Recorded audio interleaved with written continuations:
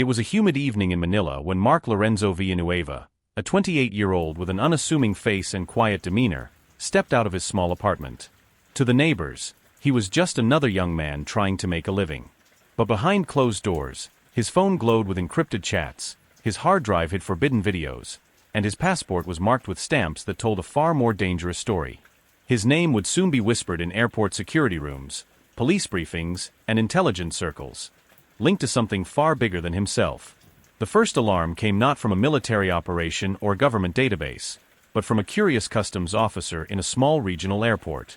The officer, scanning through passenger lists for an inbound flight, noticed something odd. Villanueva's name was flagged for possible associations, but the system gave no further details. A few keystrokes later, a classified note appeared, suspected connections to radical elements overseas. Monitoring only. No arrest. It was vague, almost harmless on paper.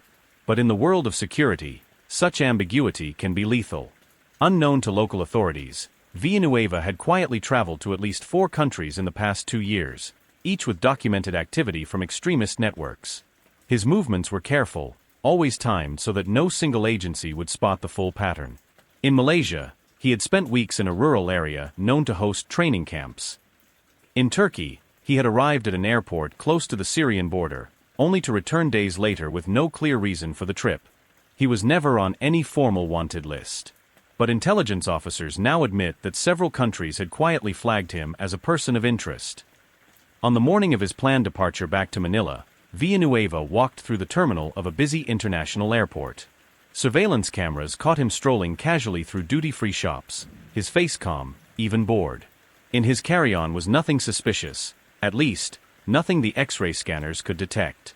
What the scanners couldn't see was the knowledge in his mind, the contacts in his phone, and the encrypted drives in his bag. Information that, in the wrong hands, could coordinate chaos.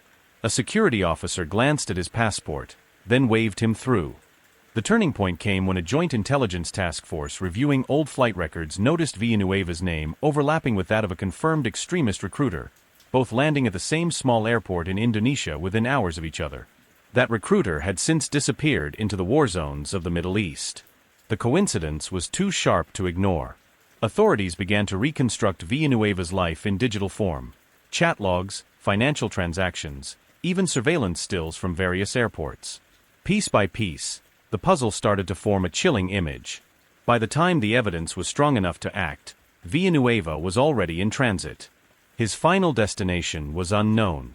Interpol alerts were issued, but with no official arrest warrant, it was a race against bureaucracy as much as against the suspect himself.